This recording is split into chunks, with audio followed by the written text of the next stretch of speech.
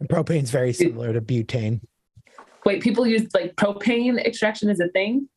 Welcome back to Jay Smokehouse. We have a discussion on extractions today, and I'm going to have everybody introduce themselves, but I'll go first. As many of you know, I'm a former manager of extraction from biomass all the way to isolation.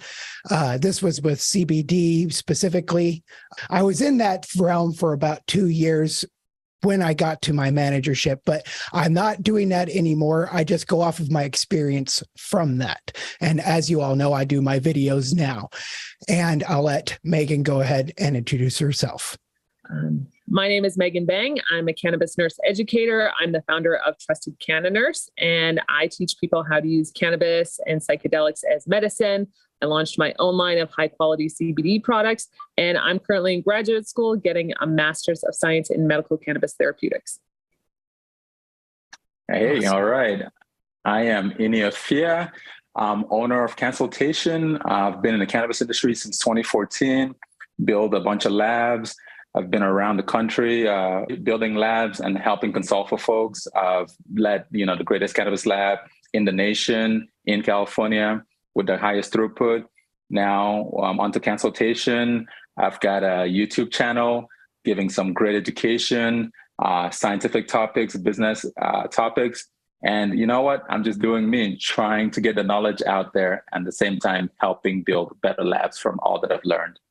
Today, we're going to have a discussion on extraction, as I said, and Megan is going to go ahead and facilitate that as she's going to be asking me and Innie with our experiences with extraction ourselves. So go ahead and take it away, Megan. All right. And let's talk about why this is important, why extraction methods are important. So who wants to head that off and why? Well, actually, what does extraction mean? First of all, what are we talking about when we say extraction? Go ahead, Innie. Honestly, extraction, it can mean a whole lot of different things. But in this instance, we're talking about cannabis extraction, and we're really talking about deriving the main components of cannabis, mainly the cannabinoids and other phytocannabinoids and nutrients from the flower into a concentrated form, resulting in an oil or some sort of end product that's concentrated using a solvent or no solvents at all. So essentially, you're concentrating the constituents that you care about. And that's what really extraction is about. There's just a lot of different end products for the extraction process, but yes. Mm-hmm. So what you're saying is you can't just take a cannabis plant and start eating it and then get high. It would take a lot of product for you to actually feel the euphoric high from raw cannabis. Yep. All right. So we have to actually extract it from the plant. Okay. So what are kind of the different, I guess, categories of extraction methods? Well, there's two basic methods for breaking it down, which are wide ranging, and that is solvent based and non-solvent based. Exactly. I agree. All right. Which one should we start with? Let's start with the easy one, solvent based. Is that okay? All right. So what is a solvent and how is it used to extract cannabis? Who wants to go?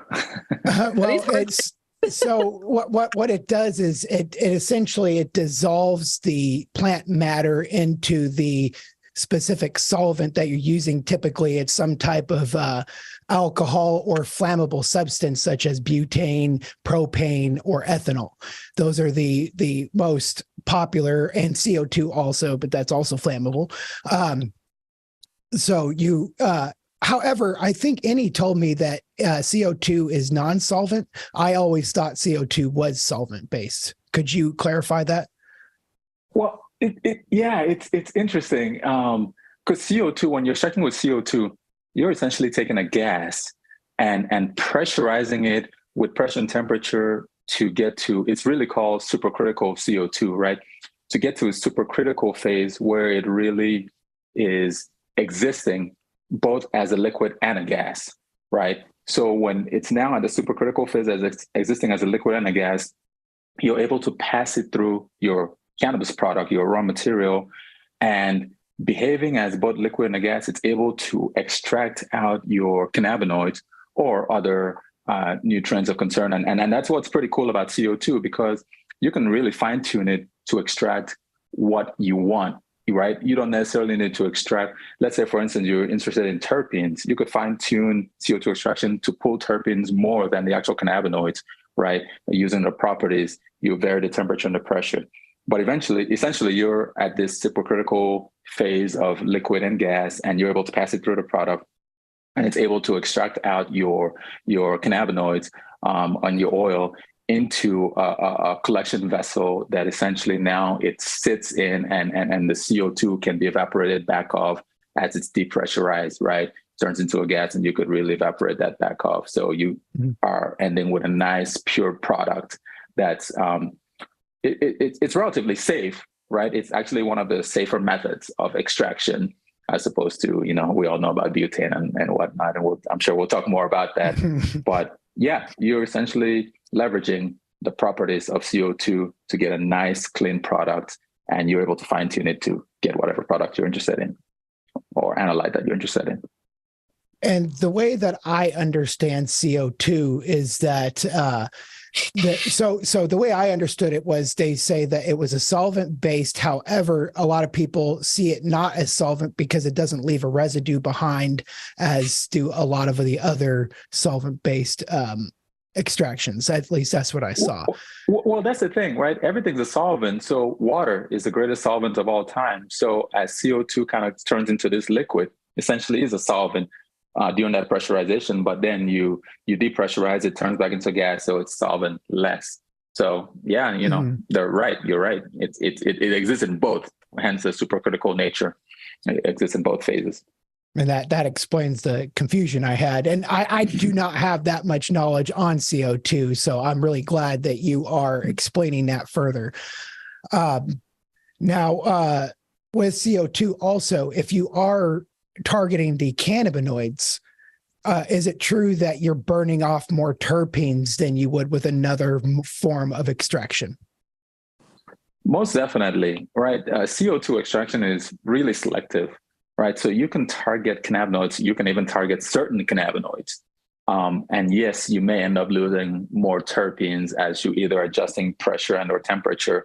And you know, terpenes are highly volatile, so they will, with any minor heat and or pressure, they volatilize, and you have to find a way to recondense them, or at least collect them back or trap them.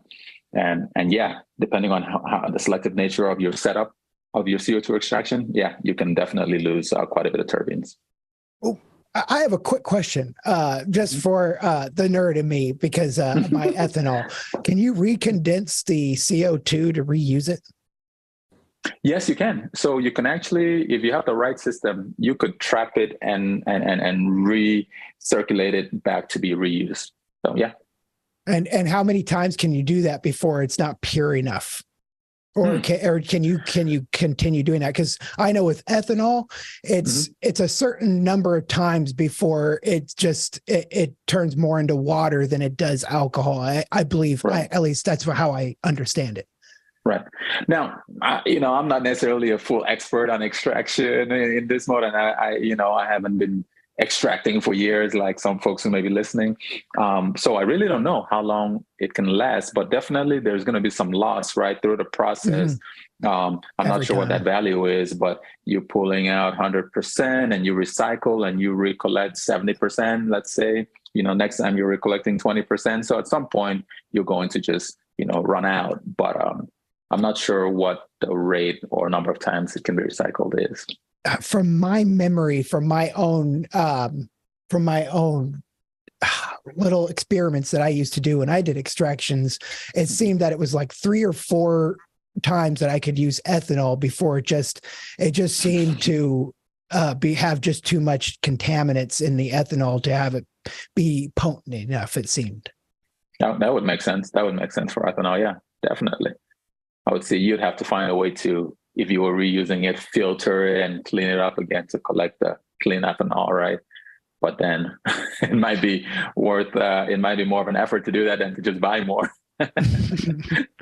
And I'll let Megan continue to ask questions. I've been pushing in on her time here. Sorry about that.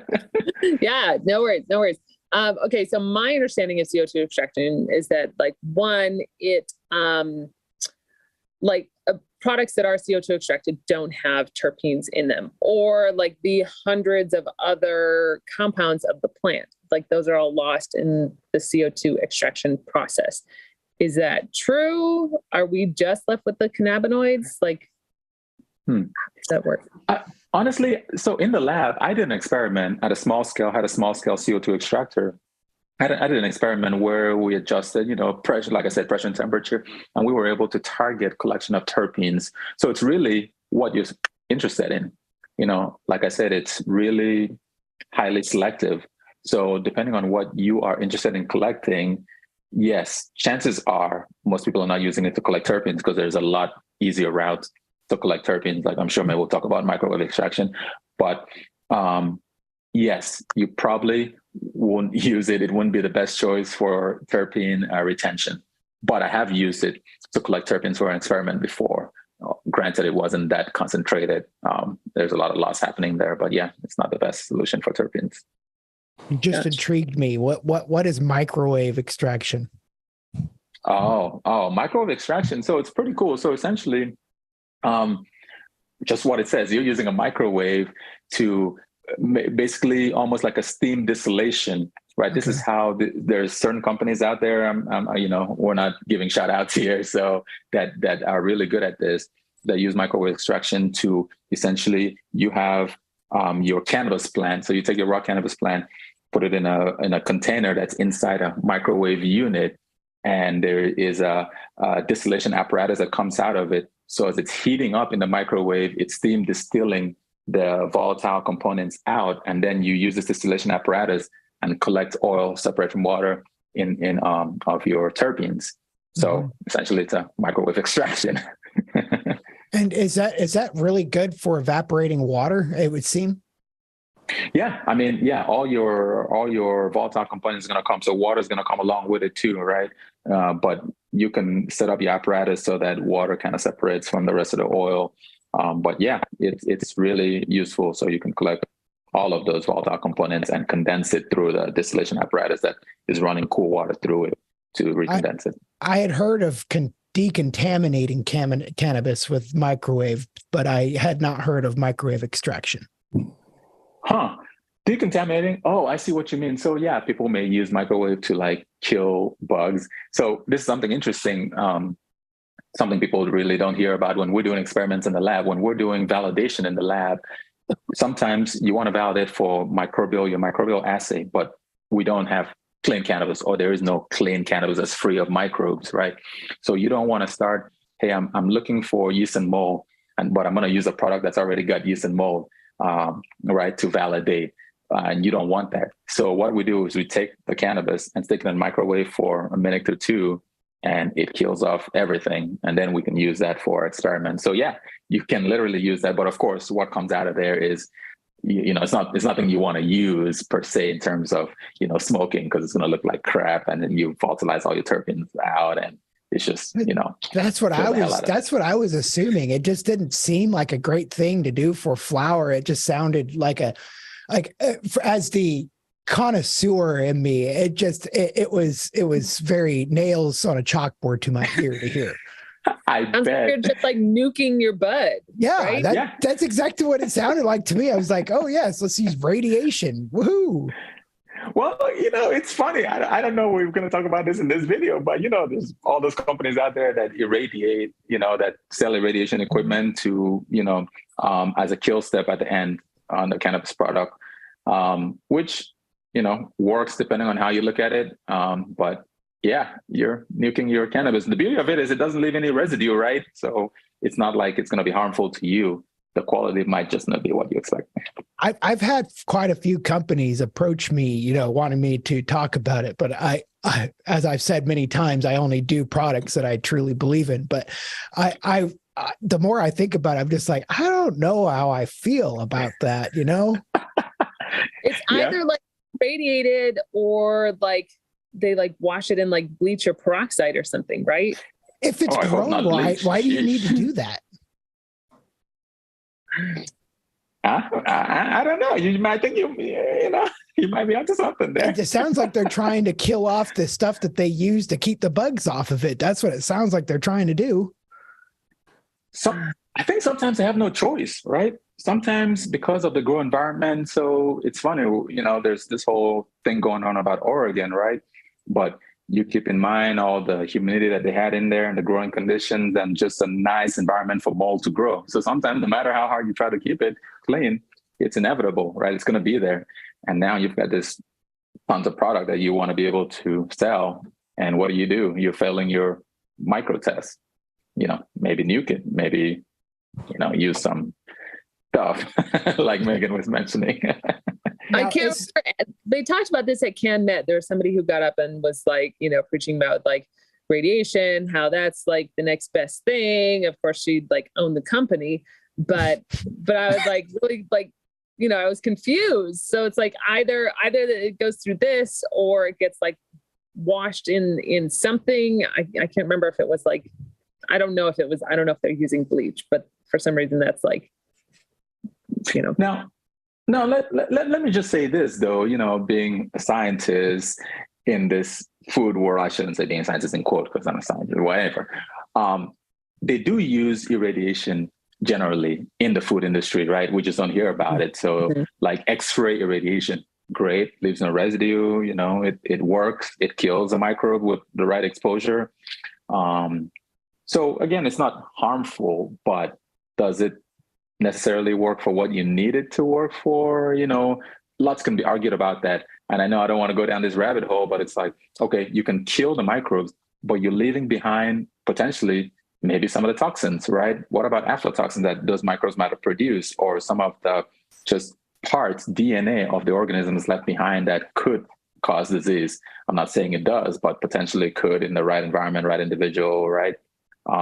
So yeah, I think the key to it is, like you said, Jay, I wouldn't say growing right, but doing a preventative step, right, to sort of help keep this under control.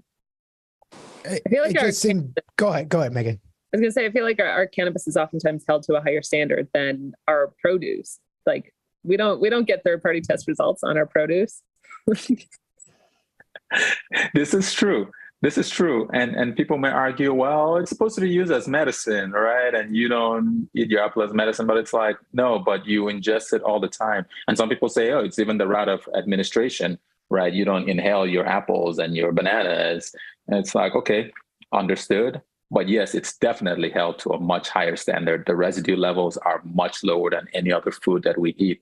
Now, I've done a few podcasts. I show, hey, the mango you eat, all these pesticides on it, any food you eat, right? It's got pesticide residues all over the place, and tolerances are much more different. When we validate in some states, for instance, Massachusetts, when doing validation, they have such low tolerances, but they allow you to, if your instrument can meet that level, you can use other food crops, determined levels. So go things like alfalfa. It's like, okay, we're going to use the residue for this pesticide for alfalfa because it's higher. And interestingly, when you do that research, you see how much more higher these residues are in your normal everyday food that you ingest. But cannabis is held to like at least a tenfold decrease in standards. And that's a problem that I've seen in the cannabis community. A lot of people who aren't necessarily in the medical field, they have such a pushback on legalization because they put in place all these measures. That's where you get all these, you have to decontaminate your cannabis. And then people complain, wow, the stuff I'm getting there doesn't taste right. It's extremely dry. It just doesn't, I've noticed when you have the same strain that I used to get from back in the day, it seems almost fried. Like you said, you said if it was microwaved, that's how it tastes to me.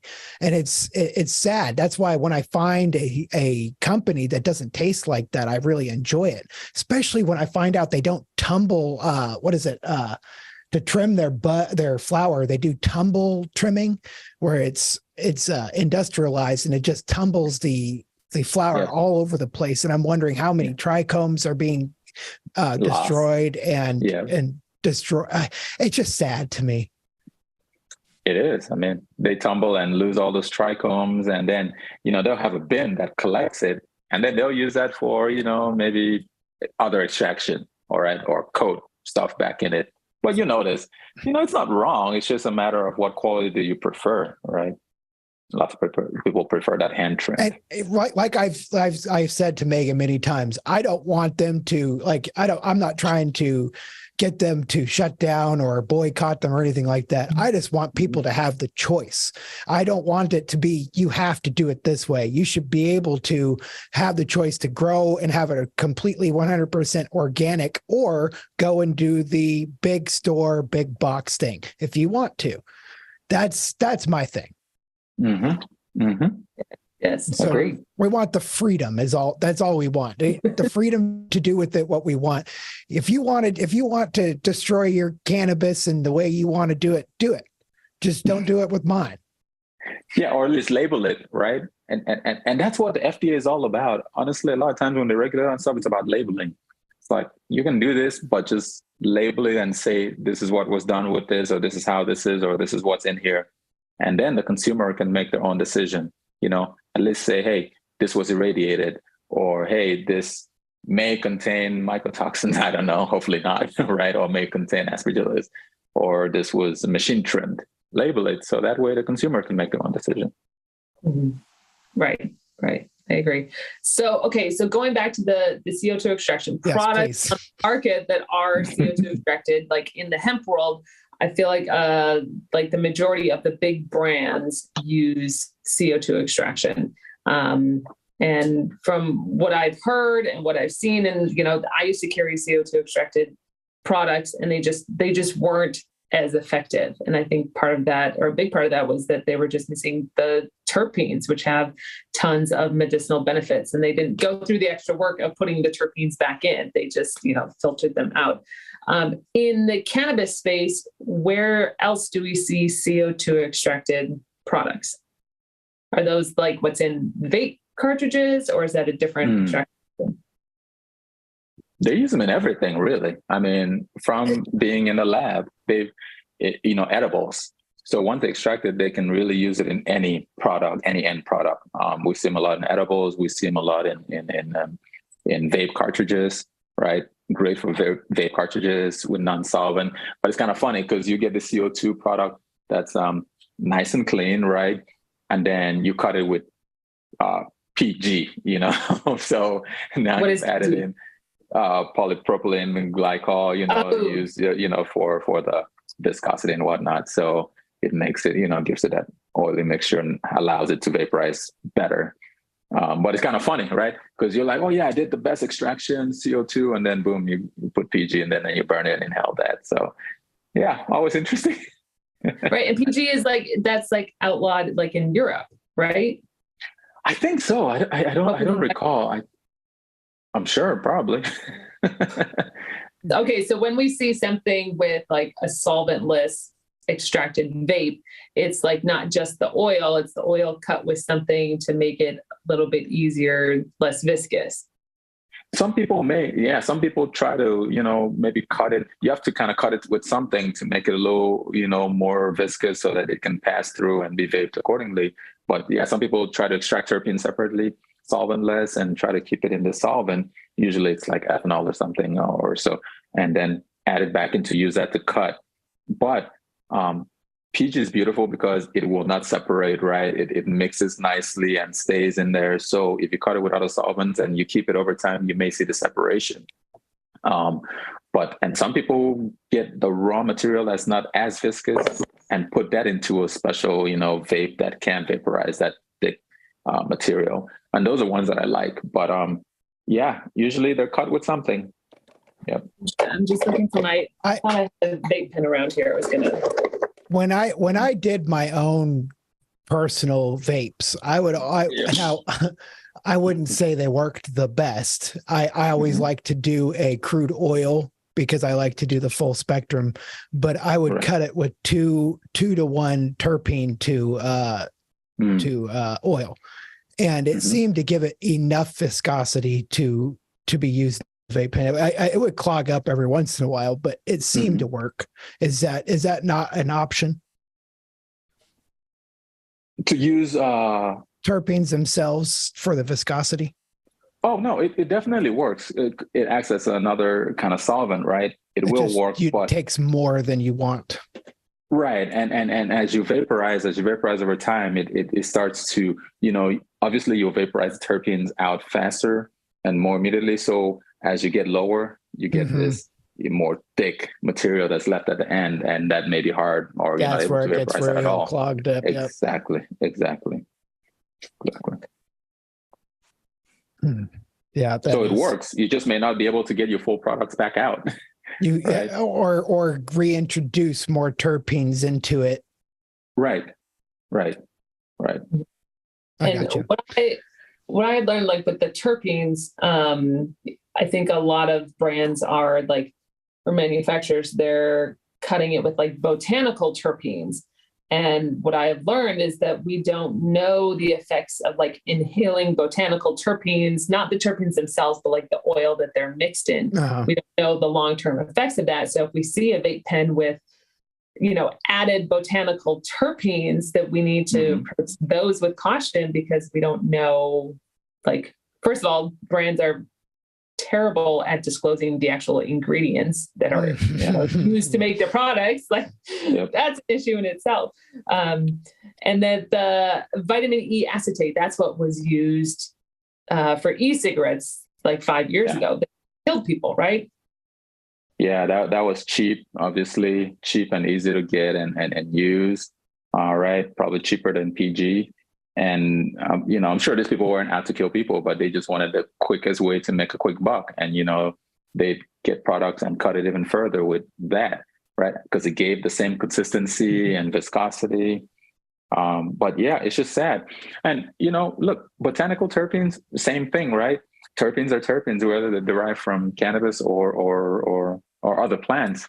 Problem is, a lot of people do a lot of terpene cannabis from cannabis, but it's so hard to get a high concentrate or high mass terpenes from your cannabis product. Like, you have to kill so much cannabis product to collect this little few grams of terpenes, right? And then you really have no use for that remaining product. I mean, you could probably pass it through BHO extraction or something. But yeah, so it's a lot faster to, get terpenes from lemons and oranges and, and reintroduce them. The catch is always reintroduce them at the right ratio. That's what makes me mad, because, people throw it back in and then you smoking perfume. It's like, don't introduce it at, I've had terpene carts that are just straight terpenes, and you smoke them, it's like, damn, this is like smoking perfume. Right? It's just so strong. Right? Put them at the same relative ratios that was in the cannabis plant, which is honestly maximum. I would say if you're vaping, no more than 5% terpenes. And that's pushing it, because that's as high as I've seen in the raw plant. So when you get more than that, forget about it. Yeah.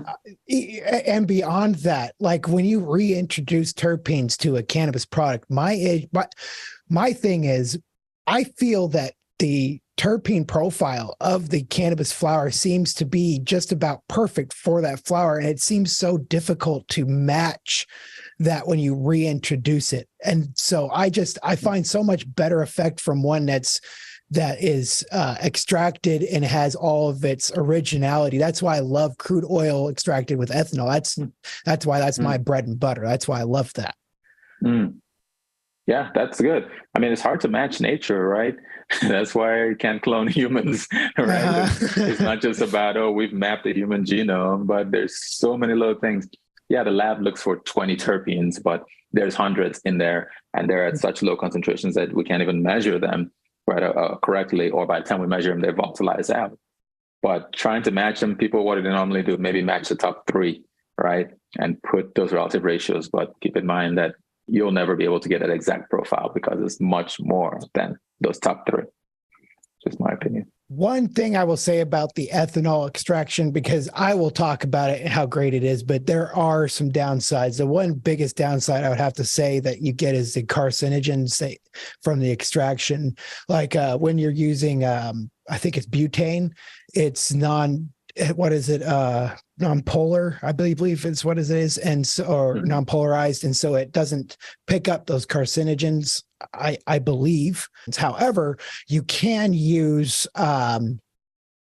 carbon filters, and it can filter out just about all of that stuff. It's just an added process, more money, more equipment. Another way that we don't usually talk about is just doing it straight in fat, just like using a butter base or an oil base and just cooking it into it. It's not the best tasting, and you get everything from the plant, but as effects go, I've had some of the best that way. But when I come to suggesting to people, ethanol extraction is my favorite way to go. Yeah, that butter-based one, I told you my story before of how my first edible, was based on that. So, like, I haven't heard the story. Tell the story. No, this ain't the time for that. I think it's great. I think we should all talk about the first time that we smoked and the first time that we took an edible. I think that would be great content. Yep. Everybody has a whole story. Oh no, we should have that story on a whole separate content. That would be great. We just maybe we could do that on episode 2. How about that? Because obviously we could be talking for, I could tell, Annie and I and Megan, we could all talk about this for days. I'm loving this. Yeah. Yep. Okay. Crazy. So, all right. So alcohol extraction is the best way to get the full spectrum of the plant that includes flavonoids, cannabinoids, terpenes, fatty acids, chlorophylls, just maintains all of that. Right? Mm-hmm. Okay. I have seen, go ahead. Is the chlorophyll wanted? It's useful. It just, people don't like the color. Okay. So that's the only problem is the color. Because that is the word that I was mistaking for carcinogens, is chlorophyll. Chlorophyll. That was the mistake I was having there. Oh, okay. Yeah, people don't like the color because nobody wants that. I don't know why. That green, they want that golden hue, like you said. Yeah, I have no problem with it. It's just that's what I assumed, but everyone's always going on about that golden hue, and so I thought there was something more to it. There was a company back when, I don't know what happened to them, but they were extracting, and their whole thing was the extract was green, and they powderized it, and it was full spectrum because they introduced the chlorophyll back in. So it was this nice, beautiful green cannabis extract, which was kind of cool, and that was their whole selling point. I don't know whatever happened to them, but hey, it's just a preference, I think. Can you explain, Megan, the positive effects or the benefits of chlorophyll? That I just know that from what I've learned is that they're it's beneficial to have them there. I need to look up the exact benefits, but I want to show people the difference between something that's extracted using ethanol and something extracted using heat that's likely CO2. So if you can see, let me turn off this. Where's my background? Oh, background's in effects. Otherwise it'll be blurry. Yeah, that's another very popular one is heat press. Mm-hmm. Right. Okay. So this one is see how cloudy it is? This is alcohol extracted. So it's got it's got some sediment in it, which is some of the good stuff. You can see all you can see the terpene. Is that the purple one? This is my blue one, but the purple one is good. And then this is something that's they say it's extracted using something called Terpene Extraction, but it looks like it's, you can see this is a lot of how a lot of CO2 extracted tinctures look like clear like that. So I just wanted to share that difference. And there's a difference in taste. A lot of CO2 extracted will have taste added. So it tastes more I don't know, candy or something as opposed to hempy, earthy like the plant.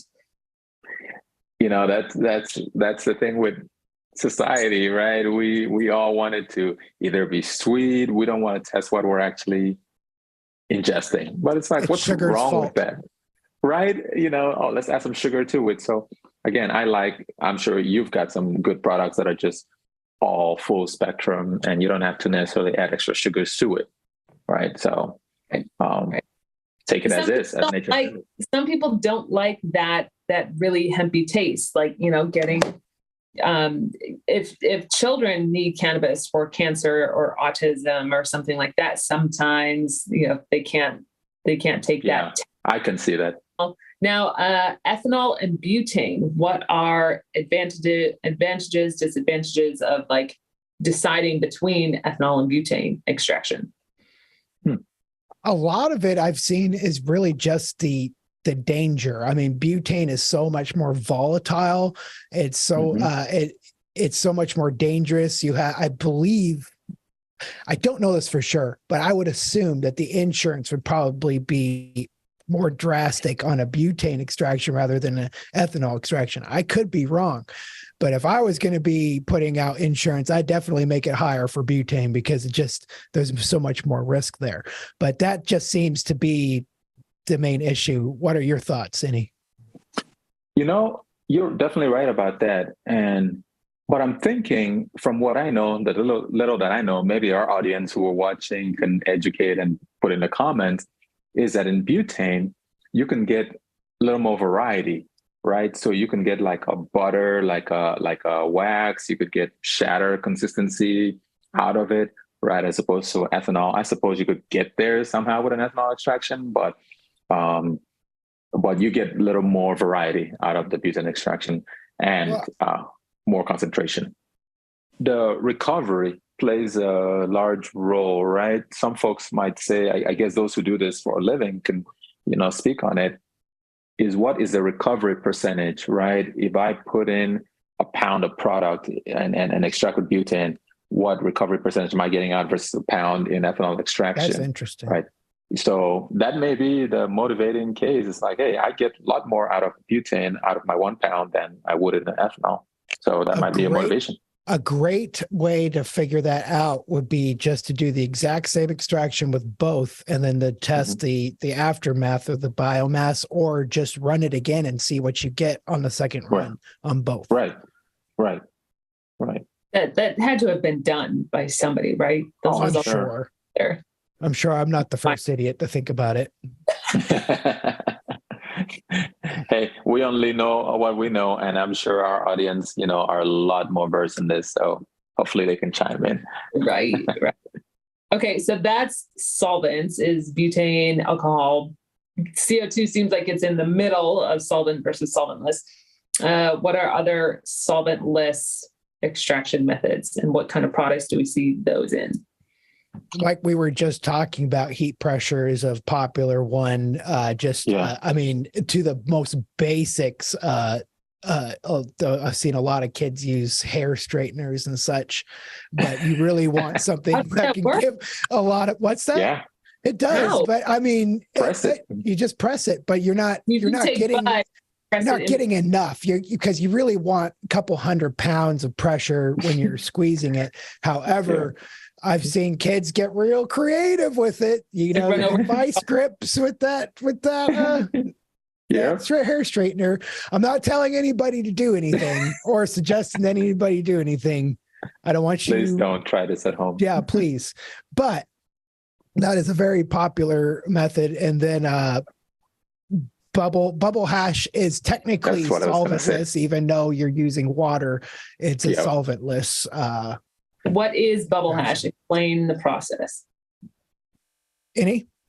Well, so you're taking your product, your raw cannabis product, and putting it in an ice water bath, very cold ice water bath, and you're agitating it. I've seen it done many ways. You can have a mechanical agitation. I've seen like folks just hire people, literally hire folks from Home Depot with like paddles, and they're just staring. Sorry, I know this may not be PC, but they're just staring the ice water hash with paddles, and all you're doing is keeping the trichomes intact, freezing them, and breaking them off, right? So because trichomes are like more dense than water, they'll sink to the bottom, right? And then you can essentially filter out. You'll have your trichomes on this sinking to the bottom on your mesh, and you can take that and you can do various things with it. You press it or dry it out like that. Yeah, that's essentially all it is. You're keeping the trichomes intact by essentially freezing them and breaking them off. And really quick, you can do a dry hash, which is it's not preferred because it destroys the trichomes. Like you were saying, freezing them, keeping them intact, you get a more let's say full spectrum to it. When you're like a 3-chamber grinder, a lot of people use that to create a dry hash. When you're grinding it, it's got that screen capturing the keef, which those trichomes, and but the problem is it's destroying most of them. It's mashing them. It's breaking them apart, which is releasing the terpenes, the waxes, and it's already being, the air and heat, anything that you're exposing it to is already degrading your product. So it's not as pure as a product. And that's why bubble hash is so sought after. And it's pretty easy to do at home, and it's pretty cheap. It just, like he said, it takes a long time and it takes a lot of effort. Yeah, it does take a lot of effort. Like I said, you may have to grab a couple folks to help you, But you just got to buy a couple bags and then have a receptacle and put some ice water in, and you're good to go. Yeah. And have a party. That sounds like a really clean way to get a clean product. Is that where rosin comes from? And what is the difference between rosin and resin? Oh man, I don't know. I think that rosin, the O, like the mnemonic they use is the O stands for like organic or whole. I think that comes from the pressed hash, whereas resin, I think, is distillate.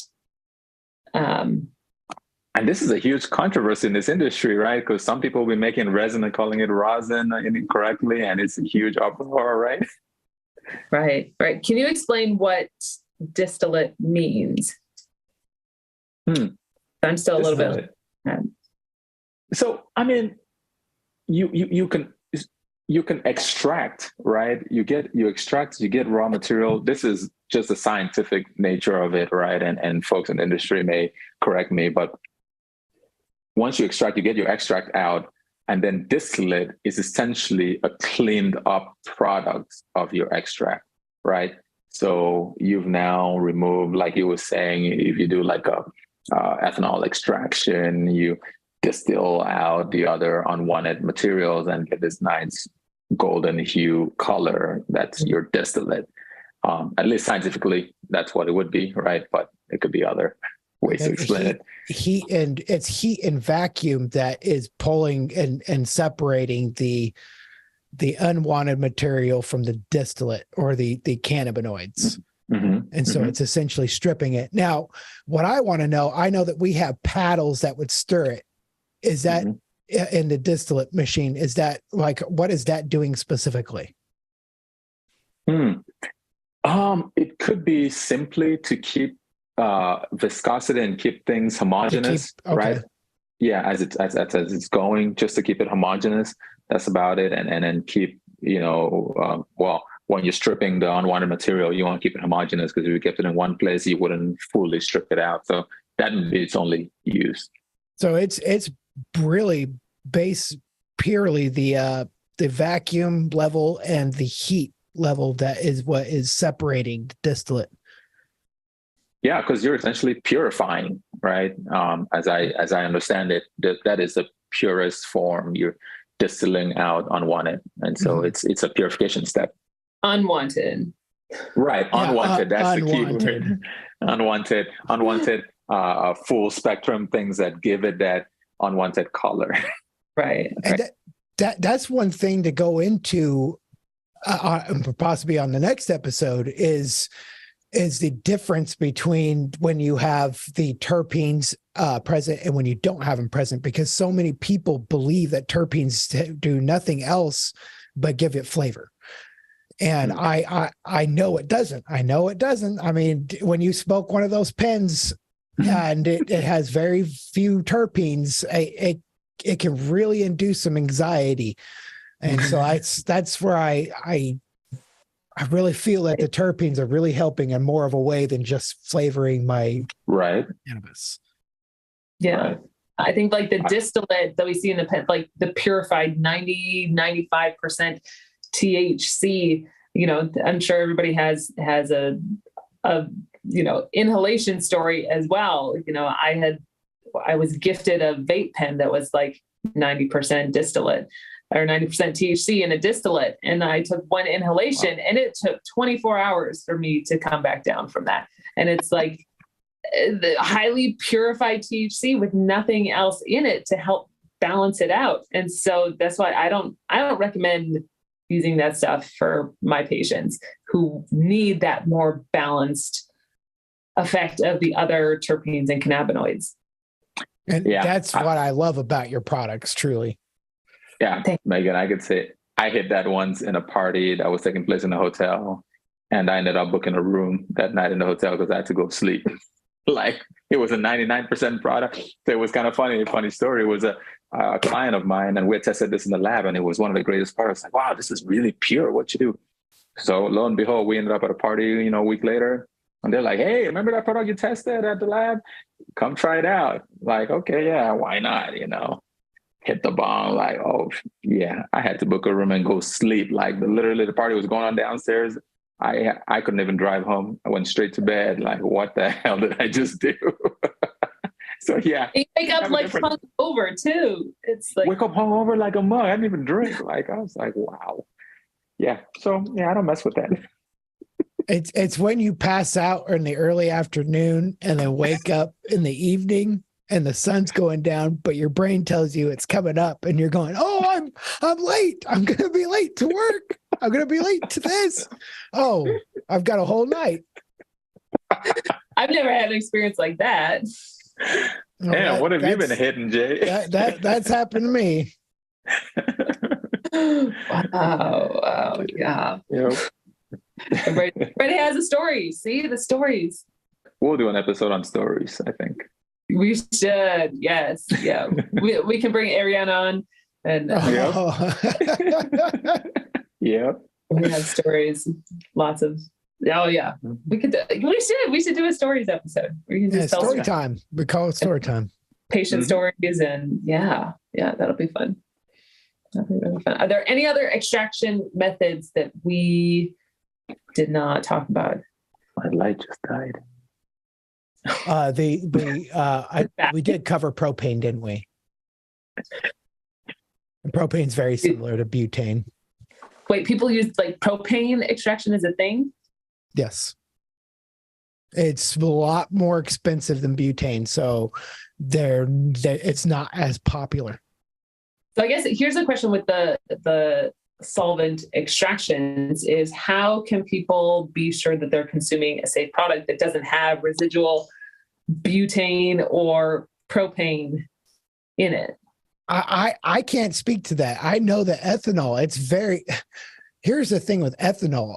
They'll get greedy and try to do too much material at once. And when you're using a rotovap, essentially evaporating your ethanol, you don't have the surface area there's so much, and it's not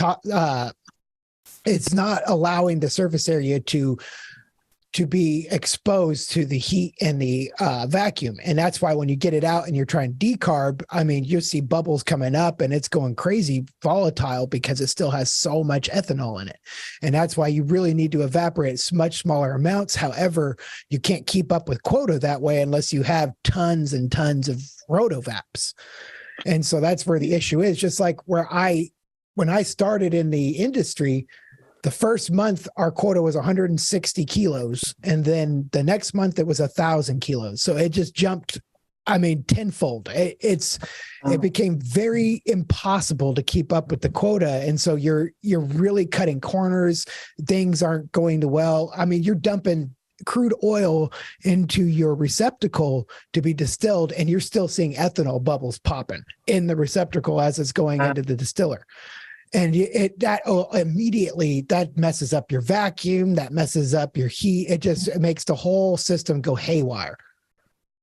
And so you're unable to distill at an efficient rate. And so it just creates a lot more issues when you're pushing. But the issue was that a kilo of isolate, it dropped considerably overnight because so many people flooded the market with CBD products. Mm-hmm. Thousands of dollars down to hundreds, if not less. Yep. Right. Well, and also the isolate I think is trash. It's very little you can do with it. You need other stuff for it to really work. The therapeutic window is like this big. But people go, hey, I think I like this, and there's companies going, oh, let's try to capitalize on this. Let's put CBD in our toothpaste and our Oh yeah. No, CBD alone, forget it. But I had a funny thing about that. Residuals you're talking about with propane and all that in the lab. So we have some clients that are always quick to get us, whatever they've extracted, let's get it tested. And we had clients, actually happened a couple of times, send us product where we're testing for residual solvents. And one, we'd see propane in there. And when you see that, usually means they use low quality solvents that had propane in addition to the butane that's supposed to be in there. But two, we had clients that literally send us stuff right out of it without maybe rotovap, clearing it out. And we took a sample, put in a headspace vial that's used in solvent testing. It's capped and put into an oven.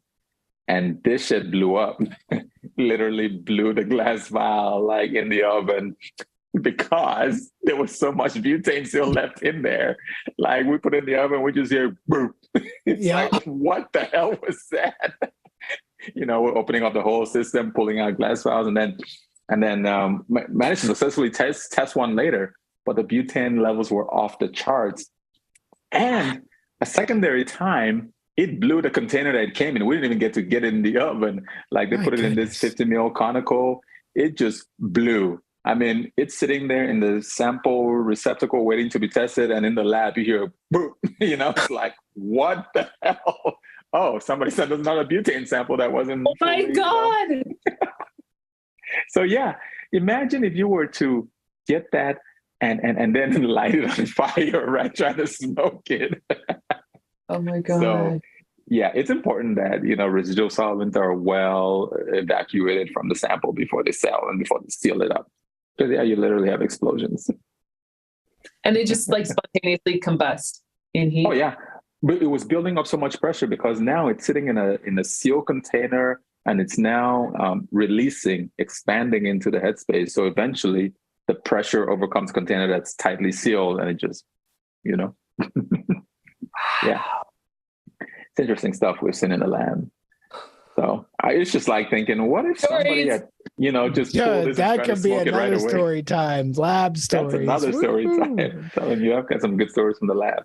The rotovap glass pieces, let's say. So you made it this far. That's so awesome. Thank you so much for watching. And don't you worry, there's going to be a whole lot more on extractions coming up in the near future. We're going to go ahead and pick up this discussion. However, we're going to have the next full episode be on Trusted Canna Nurse's YouTube channel, since this is a collaboration after all.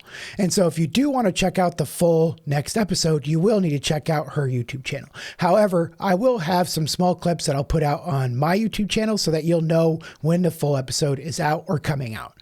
Now, if you learn anything or you want to say anything about Megan, Innie, or myself, please leave a like and a comment and let us know what you think, or maybe what you want to hear in the next episode of Extractions. And now, as always, Jay is going to go smoke a J.